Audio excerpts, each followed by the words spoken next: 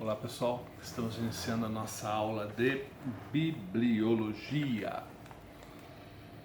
Você vai lá para a página do conteúdo logo no início e você vai ver que estudaremos a Bíblia,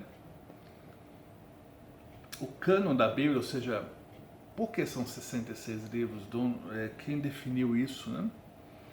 Inspiração bíblica, que é a ação do Espírito Santo, revelação bíblica, que é Deus se manifestando a nós, e preservação e tradução. Então é fantástico, né? Esse assunto é fundamental porque Deus não precisa ser defendido, mas a nossa fé e a Bíblia precisa ser defendida. Primeiro compreendida, para depois ser defendida. Eu vejo muitas pessoas defendendo a Bíblia sem conhecimento. E eles acabam forçando a situação.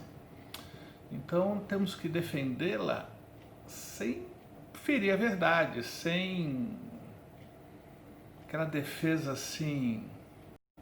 Se não me engano, Provérbios diz assim: não sejais zelosos demais sem conhecimento. Então, você defender a Bíblia sem conhecimento, sem devido a pesquisa, acaba atropelando a verdade. Por exemplo, eu vou defender que a Terra é plana porque a Bíblia fala dos 4 cantos da Terra. Aí você atropela a ciência e verdades não se contradizem. As verdades científicas não se contradizem com a Bíblia e vice-versa, desde que bem interpretadas e bem aplicadas. E é o que nós vamos conhecer mais da origem da Bíblia para poder crer, fortalecer a nossa fé e também defender a nossa fé. Então você pode abrir ali, olha na sua tela o capítulo 1. Cremos na inspiração divina, que ela é o único livro que veio de Deus. Claro, toda religião diz que o seu ser supremo forneceu o livro sagrado, mas só há um livro inspirado por Deus, que é as Escrituras Sagradas, a Bíblia, Escritura Sagrada, escritos, bem como na sua infalibilidade e inerrância. Essa palavra infalibilidade e inerrância temos que analisar, né? Porque a Bíblia não foi dada como fonte de ciência. A Bíblia não foi dada, não foi escrita pelo próprio Deus, foi escrita por pessoas que tinham seu ponto de vista, tinham a sua ótica, a sua limitação teológica, limitação científica. Então isso tem que ser analisado bem para que a gente não saia definindo que a Terra é plana, né? Só porque a Bíblia sugere 4 cantos da Terra. Única regra de fé normativa para a vida e o caráter cristão. É realmente a nossa fonte de fé, né? O que a gente crê, tudo que a gente crê se fundamenta nas Escrituras. Não é o único livro que a gente lê, mas é a base para a nossa fé. Alguém disse assim: more na Bíblia e visite bons livros. Então a gente mora na Bíblia, mas não deixa de visitar bons livros, porque nem toda a verdade está na Bíblia. É assustador, né?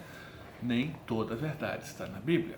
O seu nome completo não está na Bíblia, é uma verdade.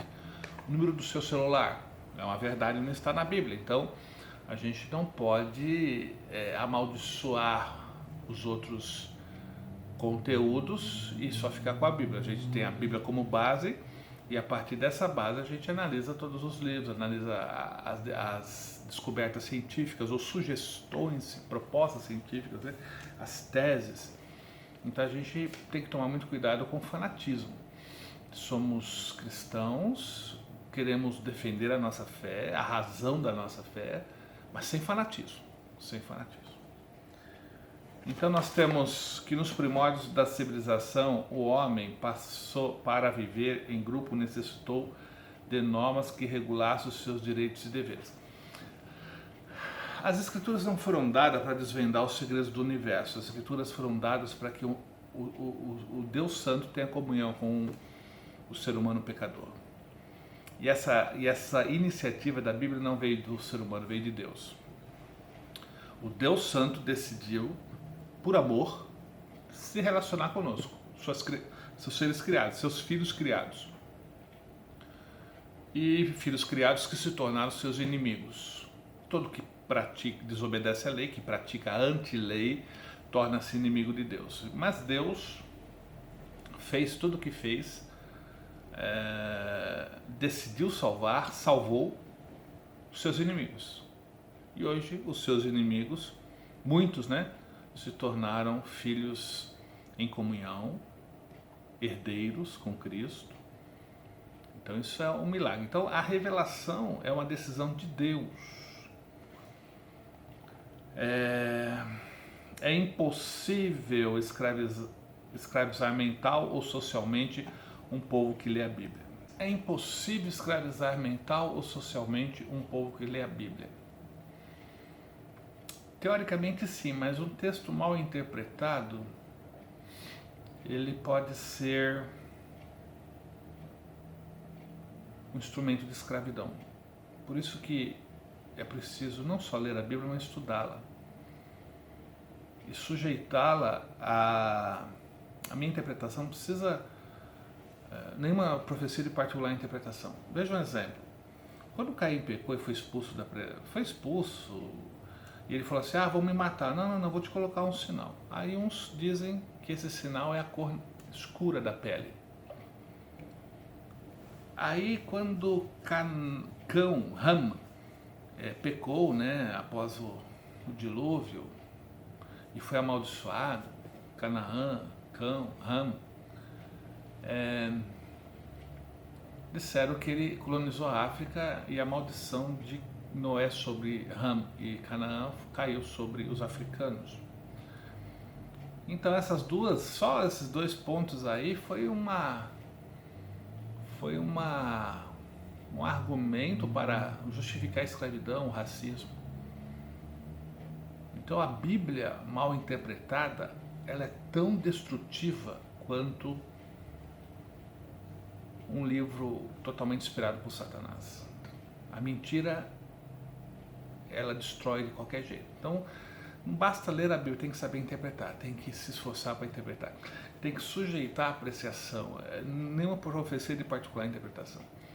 Então eu já vi muitas tragédias com textos bíblicos. Agora, uma pessoa que conhece a verdade da Bíblia, que estuda a verdade da Bíblia, com certeza ela não vai ser manipulada. Com certeza ela não vai ser como ovelhas, né, levada para o matadouro. Ela vai ter consciência, ela vai perceber onde é que está o erro. Então realmente é a palavra de Deus, só que temos que estudá-la e interpretá-la. Quem lê Bíblia é novo convertido. Depois que você se converteu, leu a Bíblia, começa a estudá-la, livro por livro. E isso não é um curso, isso é uma vida. Enquanto não for para o céu, vamos estudando a Bíblia, ok? Não é a Bíblia que liberta, é a verdade. Então, tem diferença? Tem. A Bíblia mal interpretada. Vocês podem ver o kardecismo. O kardecismo é baseado em textos bíblicos e defende a reencarnação, defende uma série de doutrinas absurdas sob a ótica cristã. E baseado em textos bíblicos, vai rebater, vai dialogar com um kardecista sem conhecimento, você se bobear vira espírita, porque tem muita Bíblia. Então não basta a Bíblia, tem que ser a verdade que a Bíblia revela. Isso envolve estudo, isso envolve comunhão com Deus, isso envolve uma vida. E quando você sabe bastante, aí você morre, né? Porque eu já vi Russell Shedd e tantos outros, né? Homens, verdadeiras bibliotecas, né? Então, cada geração tem que ter os seus Russell Shedds, né? Tem que ter os seus pesquisadores, e que seja toda a igreja, mas isso não acontece, não. Você não terá a igreja toda comprometida em estudar a Bíblia profundamente. Não. Isso aí é só alguns que vão dizer sim a Deus. E você que está fazendo Ibadep, com certeza é bem provável que você seja um desses que vão estudar a Bíblia a fundo e defendê-la. Crer, viver e ensinar. Esdras 7:10.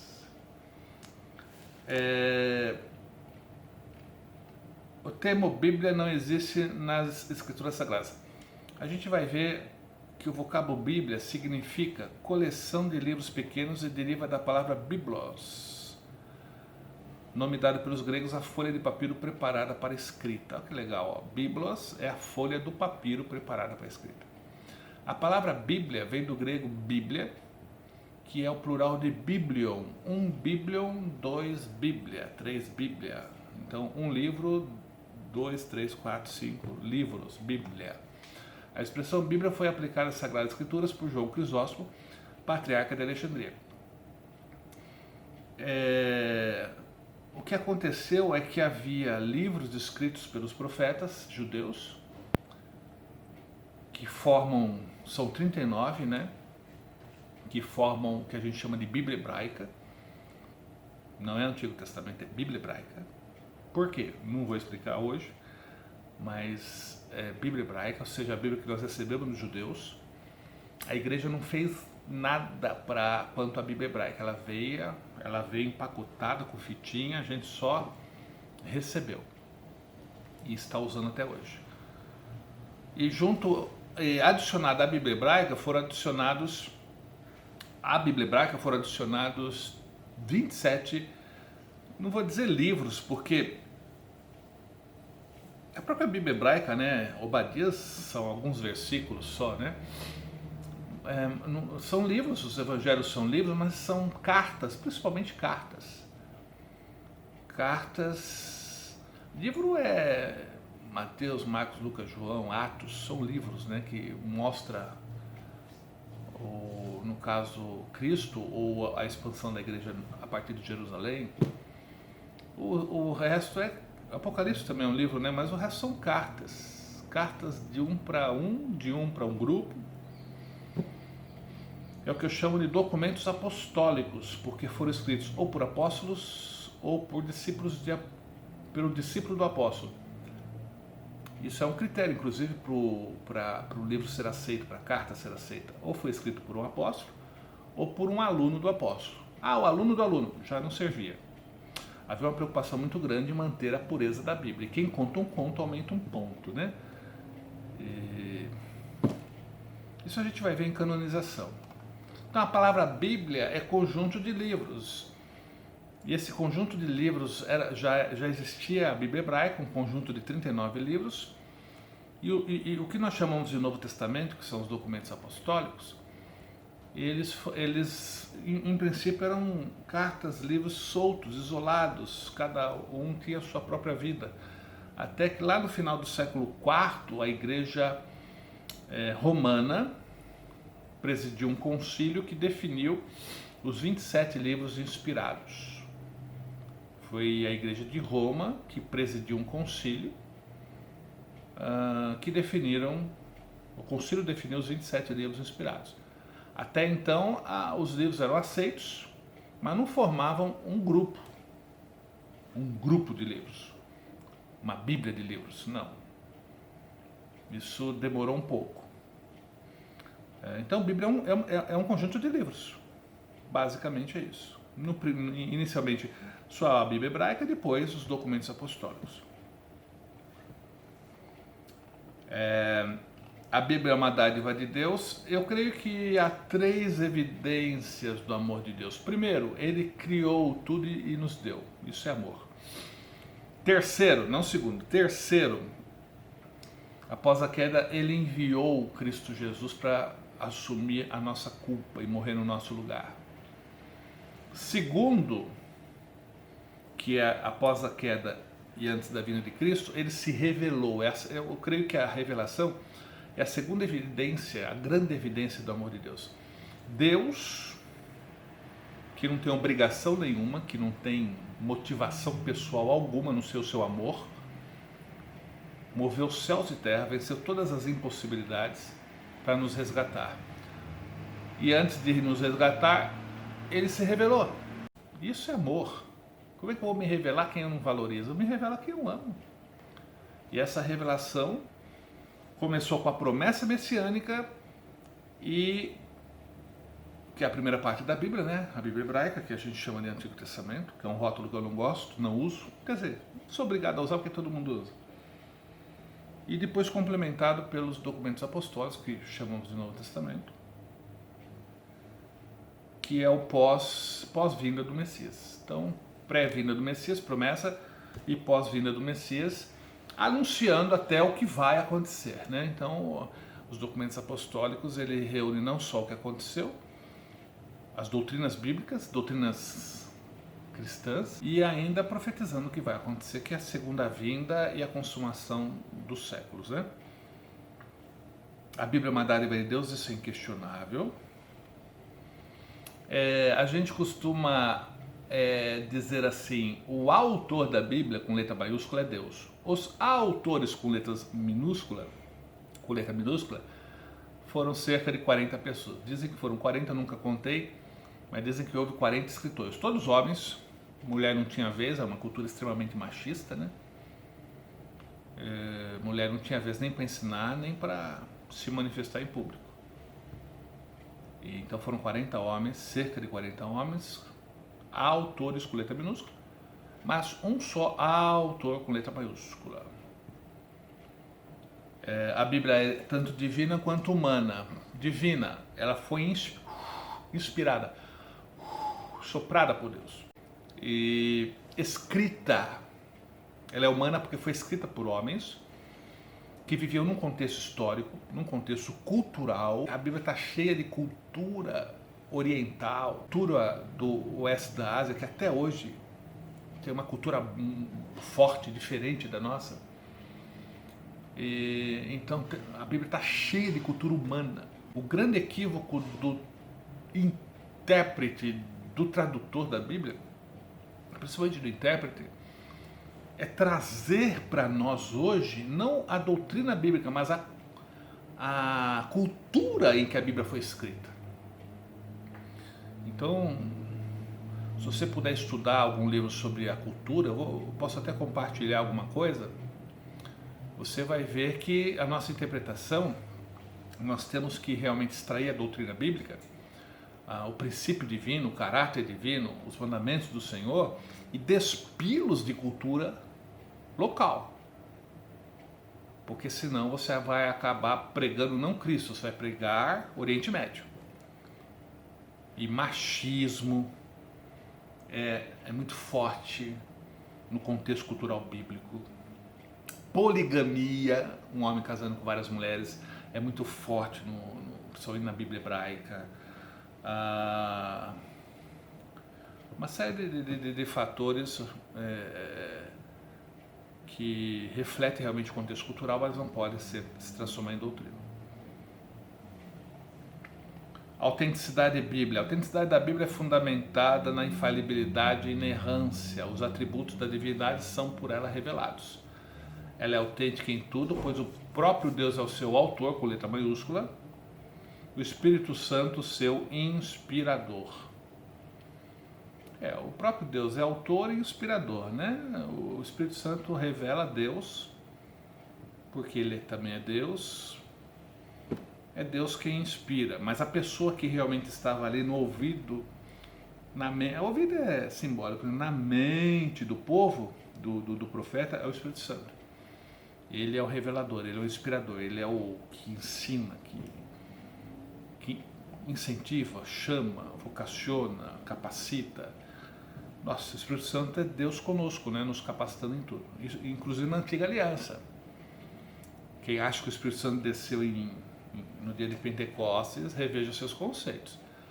Ele desceu iniciando um ministério para a igreja, com a igreja. A igreja é um grupo distinto, lavados e remidos pelo sangue de Cristo, algo inédito na história, que começou realmente no Calvário, inaugurado no Pentecoste.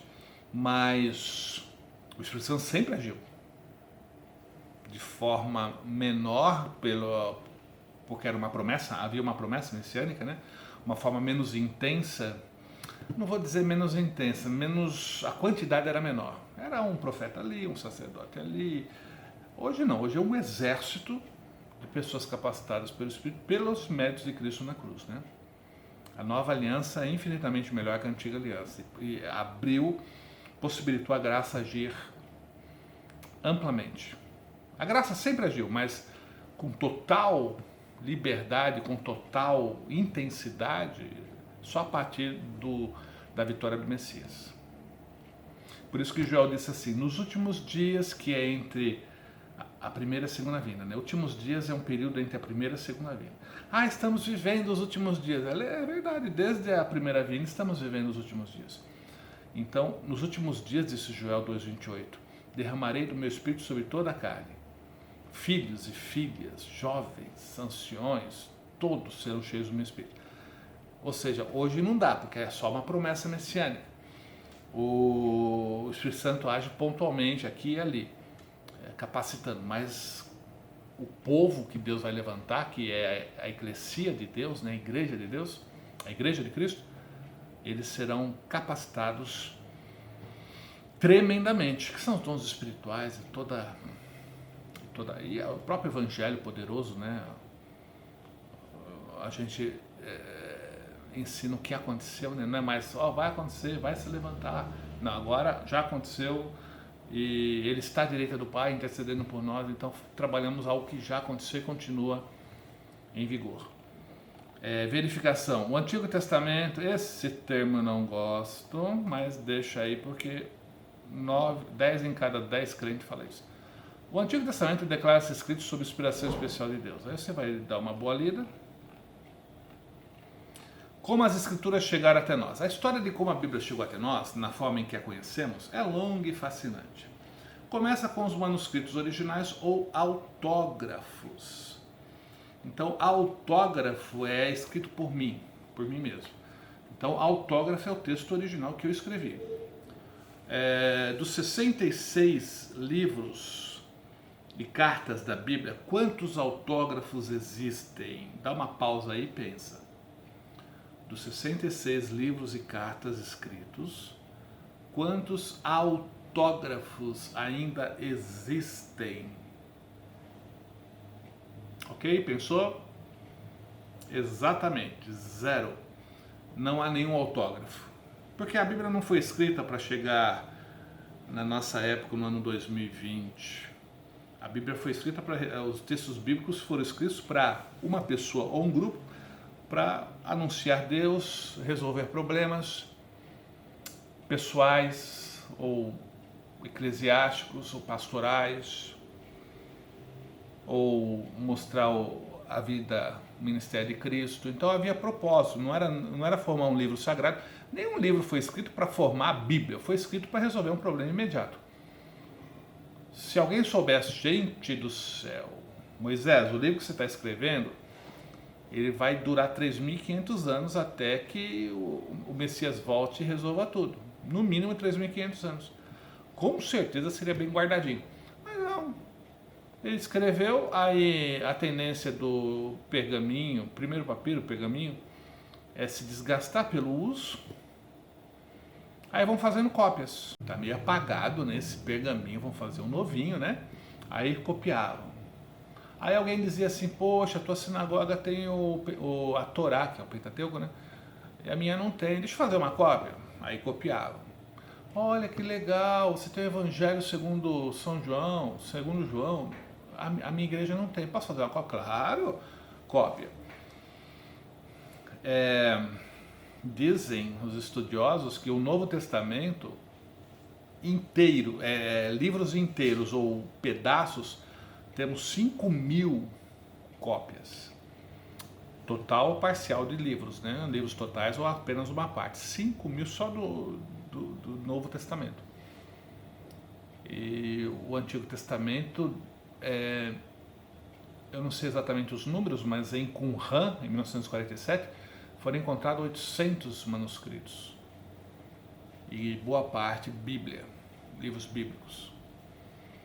Então, autógrafo, 0. Cópia, um monte, não é infinito, bastante. E é baseado nessas cópias que a crítica textual, ou baixa crítica, que são pesquisadores, isso é uma ciência. São pessoas dedicadas a isso, principalmente a imprensa bíblica mundial. Ela reúne isso tudo e procura produzir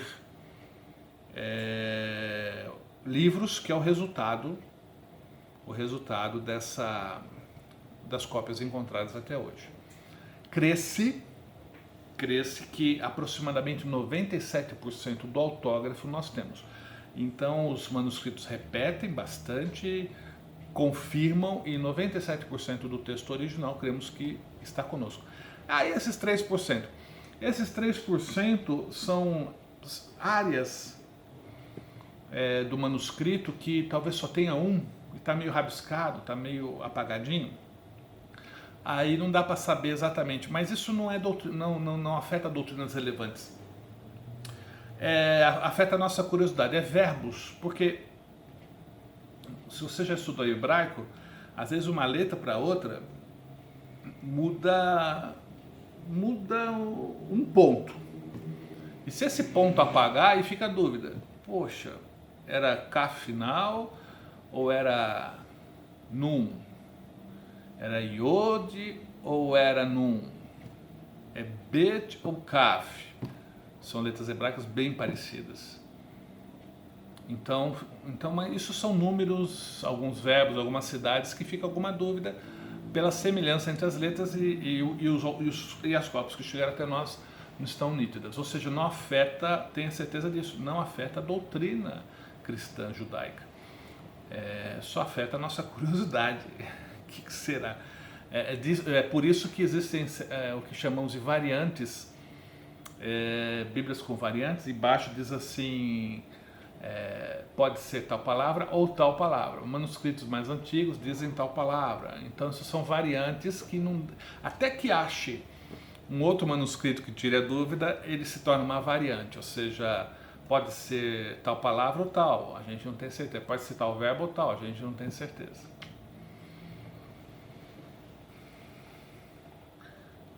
Divisão e classificação. As escrituras formam uma unidade perfeita. É incrível. Se você pegar 40 escritores falando sobre o mesmo tema no intervalo de 1.500 anos, 1.600 anos aproximadamente, é impossível que não haja conflitos entre eles.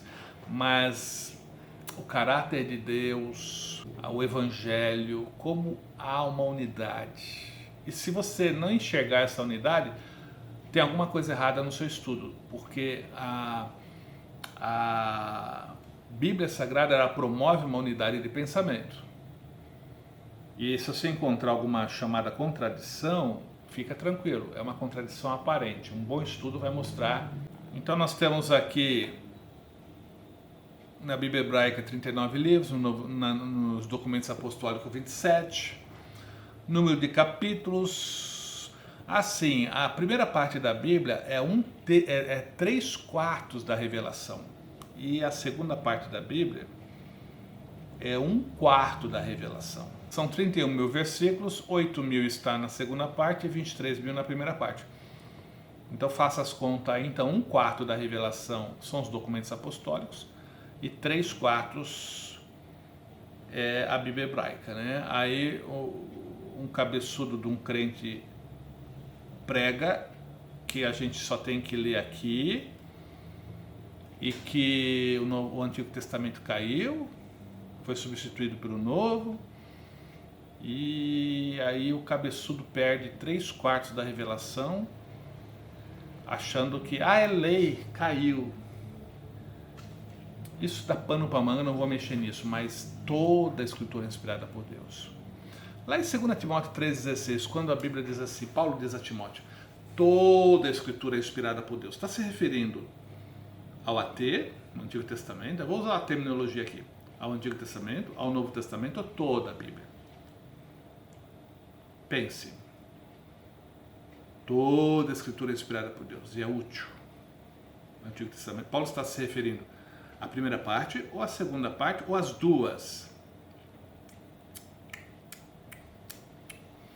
Exatamente, ele está se referindo só à primeira parte, porque a segunda parte não existia. Não existia Efésios, não existia Apocalipse. Quer dizer, existia como carta circulando entre as igrejas, nos evangelhos. Não, o evangelho ainda não existia, porque os evangelhos surgiram bem posteriormente, né? Não existia Já pensou Paulo dizendo assim, pessoal, atenção, irmãos, vamos começar o nosso culto, abra sua Bíblia no Evangelho de Paulo aos Colossenses. Então, toda citação da Bíblia, Escrituras, Sagradas Escrituras, qualquer citação no Novo Testamento, de Escrituras, Sagradas Escrituras, livros inspirados, sempre está se referindo à primeira parte da Bíblia, que era a única Bíblia que eles tinham disponível. Posteriormente, com o tempo, os documentos apostólicos foram reunidos num complemento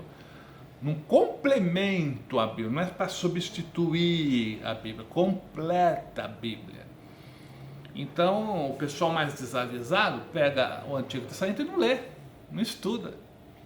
E perdeu 3/4 da Bíblia. E 3/4 de uma verdade afeta a interpretação dessa verdade. Então, quando se fala de Bíblia, amigo, são 31.173 versículos, dependendo da tradução, né? Dependendo da versão, pode mudar um pouquinho a quantidade, mas a média é essa. Então, tome cuidado com isso, tá? Antigo Testamento, a primeira parte da Bíblia, os 5 primeiros... É assim, ó, 5, 12, 5, 5, 12. Olha lá, 5, 12, 5, 5, 12. Os primeiros 5 é a lei. É chamado de lei. Na verdade, Torá é instrução, né? É traduzido por lei, mas é instrução. Então, fala da criação até o início da conquista de Canaã. Aí depois nós temos os outros 12, que vai da conquista de Canaã com Josué até Esther, lá na Pérsia. Então, praticamente, os 5 mais 12 é da criação até... É toda a história de Israel até a Pérsia, porque vai contar a reconstrução do templo, a reconstrução dos muros de Jerusalém. Então, praticamente é toda a história. São 17 livros que contam toda a história. Claro, não é toda a história, mas é toda a história, primeiro, da família do Messias. Não é de Israel, é da família do Messias, que estava dentro de Israel. E segundo, só os detalhes que interessam. Porque imagina o quanto de história que tem nesse período. Da criação do ser humano, né? Até o início do chamado período interbíblico, né? Que é até Malaquias, né? Que é o último profeta. O último profeta da Bíblia hebraica. Porque o último profeta da Antiga Aliança... Uma pergunta interessante. Qual foi o último profeta da Antiga Aliança? Do que chamamos de Antigo Testamento, o último profeta foi Malaquias. Mas o que chamamos de Antiga Aliança, que é antes do Messias, foi João Batista. O último profeta da Bíblia hebraica, Malaquias. O último profeta da Antiga Aliança, João Batista. Que fez a ponte, né? Entre a Antiga Aliança e o Messias. Aí então, 5, 12, agora mais 5. Esses 5 é o poesia, né? Não são poesias, rimas. A poesia hebraica, ela trabalha com paralelismo de ideias. Uma ideia fala, a outra ideia vem em seguida e fala a mesma coisa, ou amplia a primeira, ou fala o contrário para destacar. Então é paralelismo de frases, de ideias, é o que tem na poesia hebraica. Profecia. Nós temos os 5 profetas, os livros maiores, não é o profeta que é maior, mas o livro que é maior. E depois nós temos os 12 profetas, que o pessoal fala profeta menor. Não gosto, não tem nada de menor na Bíblia. O único menor na Bíblia é o diabo. Mas são 12 profetas curtos, livros curtos. São chamados profetas menores, mas eu não chamo eu prefiro os 12 profetas.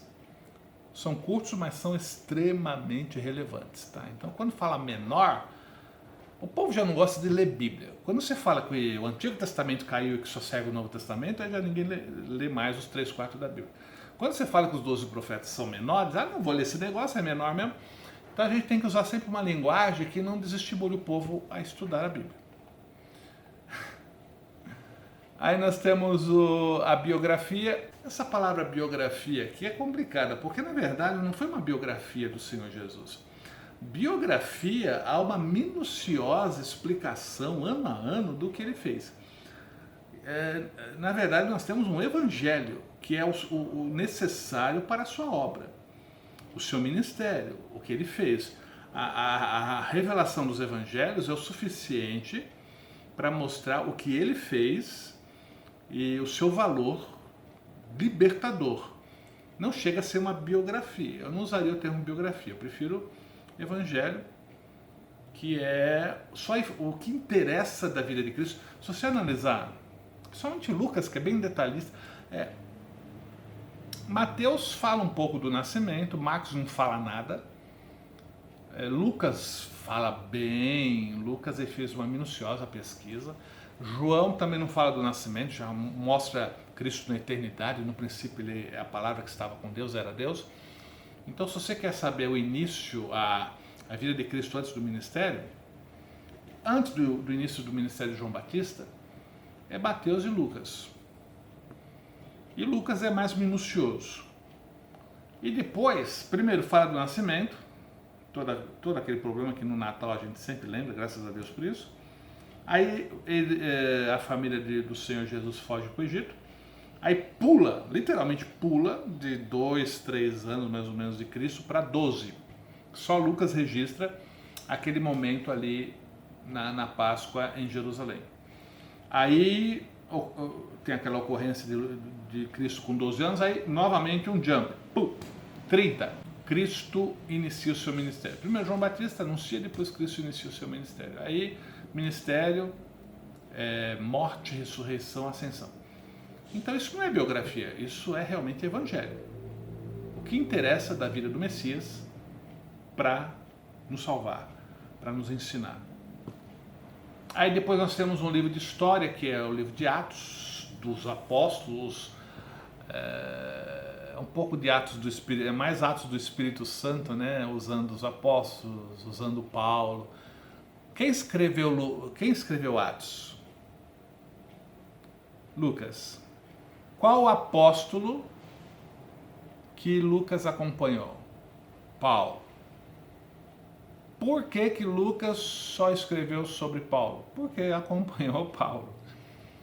E quando o Atos termina, Paulo está no seu primeiro aprisionamento em Roma. Houve 2 aprisionamentos. Um está na Bíblia, o outro é a história que mostra. Houve 2 aprisionamentos. Paulo, ele foi aprisionado em Roma. E Lucas encerra o livro de Atos, Paulo aguardando o julgamento. Aí a história paralela, a história mostra que Paulo foi liberado, foi inocentado, continuou sua obra missionária e lá pelo ano 65, 66, por ordem de Nero, segundo a história, segundo a tradição, ele e Pedro foram aprisionados em Roma e aí houve o segundo aprisionamento, aí ele escreveu 2 Timóteo, que é o último livro dele, e aí ele foi morto. Tá? Então o livro de Atos registra só até, dando ênfase em Paulo, porque Lucas acompanhou Paulo, até ele aguardando o seu julgamento em Roma. Então não é a história de todos os apóstolos, é a história da igreja em Jerusalém, a expansão inicial, aí o foco foi Paulo. Mas Paulo era apóstolo? Na verdade, houve 13 apóstolos, né? 12 aos pés de Cristo, um saiu, aí entrou Matias, continuaram 12. E um foi chamado posteriormente com ministério distinto, que é pregar aos gentios. O que é gentio? Não é gentil, gentio. Gentio é não judeu. É uma palavra chique para não judeu. Então quando você for pregar, ensinar, procure usar palavras que o povo entenda. Judeus e não judeus. A Bíblia, a linguagem de hoje, ela trabalha muito esse vocabulário simples, né? Judeu não judeu, acabou. E Paulo, os outros apóstolos priorizaram os judeus. E Paulo teve um ministério distinto com os não-judeus. Aí nós temos doutrina, que foram 13 cartas do apóstolo Paulo e mais 8 cartas gerais, escritas por outros. Mas todos foram escritos ou por apóstolos ou por discípulos e apóstolos. E profecia, que é o último livro, que é o Apocalipse. Ok. Valor espiritual das Escrituras. O valor da palavra de Deus é inestimável. Seu valor excede a todas as coisas. O valor espiritual está naquilo que é. Ok. Seu valor como livro. Aí você dá uma boa lida. Seu valor como alimento. Gente do céu. Se você juntar todas as informações da mídia, se você juntar todas as informações das Netflix da vida, o mundo só trabalha esse mundo, essa realidade, o físico, tridimensional, mensurável. Ninguém fala do mundo espiritual, da guerra espiritual, do reino dos céus. Quando fala, pode ter certeza, tem a igreja por trás, ou fazendo filmes, ou pregando, ou dando estudos. É sempre a igreja por trás. Claro, tem os falsos profetas também, que ficam contando as suas mentiras sobre o mundo espiritual. Mas de verdade espiritual é só a igreja. Ou é o filme produzido pela igreja, ou por cristãos, ou é livros ou pregações. Então sempre tem a igreja por trás. Porque a sociedade sem Deus, ela despreza, ela descarta, ela é alienada do mundo espiritual. Daí entra a igreja proclamando a verdade, ensinando, anunciando o evangelho, porque ninguém faz isso, só a igreja de Cristo. E uma coisa que poucos sabem é que nós somos formados de 2 elementos. O elemento físico, que é o pó da terra, e o elemento espiritual, que é o sopro de Deus. O elemento físico deu origem ao corpo, e o sopro deu origem ao espírito, que somos nós. Nós somos um espírito que tem um corpo. Quem está falando com vocês sou eu, espírito, através do meu corpo. Esse corpo um dia vira pó e o espírito é julgado e volta para Deus, né? Você vai ficar com Deus só se for salvo. Mas após a morte o corpo volta para o pó e o sopro, a pessoa volta para Deus para ser julgada. E aí ou é recebida ou é expelida. Então, o corpo precisa de alimento e algo que só a Bíblia revela. O espírito precisa de alimento. O corpo é alimentado com o que vem da terra, da natureza. E o espírito é alimentado com o que vem da sua origem, que é o próprio Deus. E aí que a Bíblia, Deuteronômio, que o Senhor Jesus citou em Mateus, na tentação, diz assim: nem só de pão viverá o ser humano, mas de toda a palavra que sai da boca de Deus.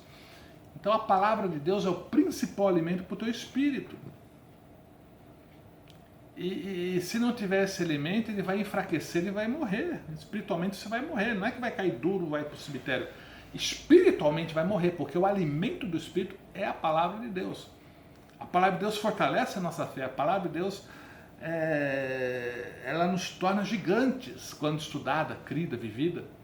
E desprezada, a gente acaba enfraquecendo. Então, quando vamos no culto, tem que ter o alimento principal, que é a palavra. Quando estamos no nosso dia a dia, temos que ter o alimento, a palavra. E é o único livro que, quando você lê, o autor está do lado, te ensinando, te mostrando. O fato de você ler a Bíblia já é o autor te chamando para isso. Agora, a chamada de Deus pode ser resistida, né? Vai lá, filho, vai ler a Bíblia, vai estudar a Bíblia. Tô afim não, vou fazer outra coisa. Pode ser resistido. Deus pode ser resistido, porque ele fala, mas ele não obriga. Seu valor como guia, seu valor espiritual, isso tudo uma boa lida resolve. Unidade singular, diversidade. Olha, interessante, Moisés era cientista.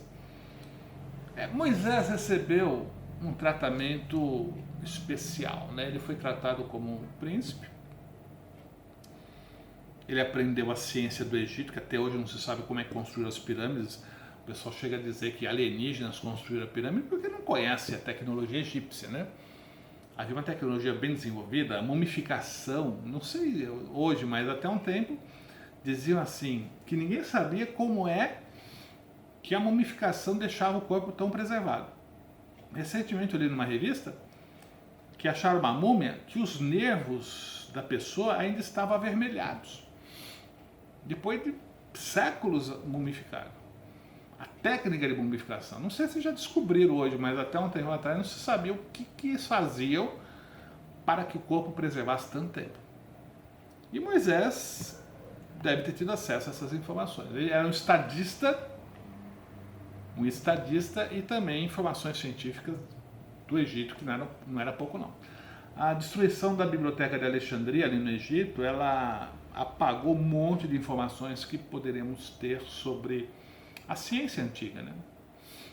Josué era um soldado, Davi pastor, então veja que Deus usa todos. Claro que uns ele usa mais, por exemplo, se eu disser que Deus usa todos, é verdade. Agora, se Deus usa todos do mesmo jeito, não.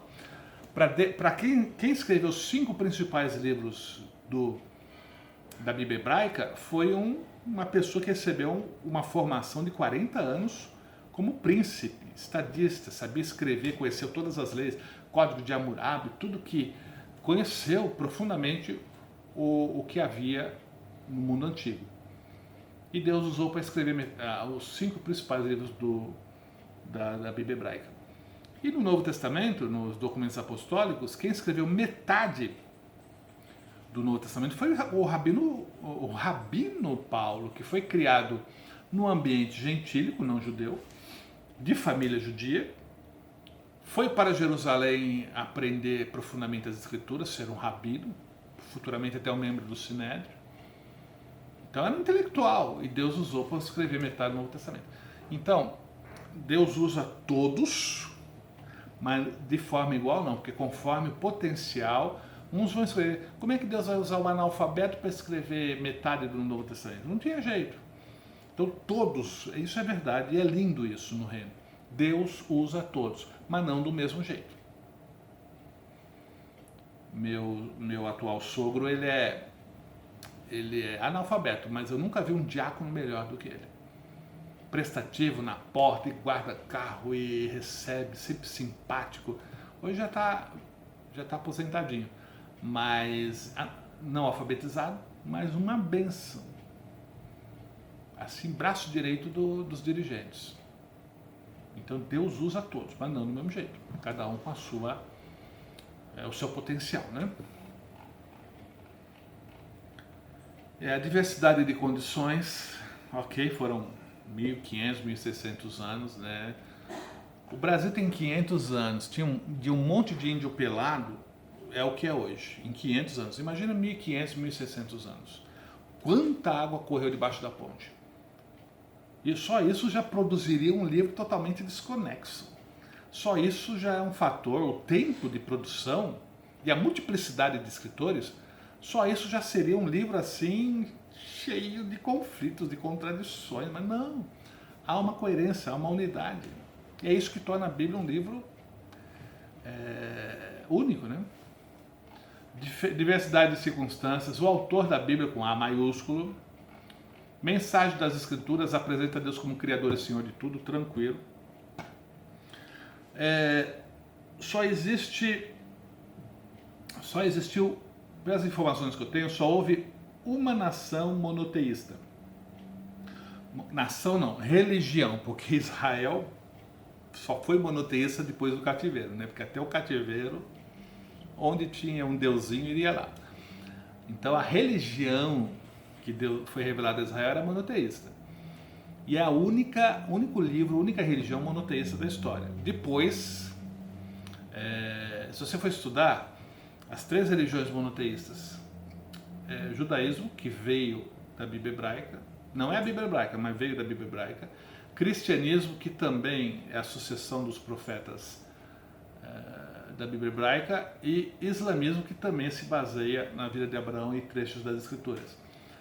são as únicas religiões monoteístas que têm a Bíblia pouco ou muito, mas é baseado na Bíblia. Então a Bíblia é uma religião monoteísta e isso é inédito porque todas as outras religiões são politeístas e dizem que a Índia há tantos deuses quanto adoradores, bilhões, né?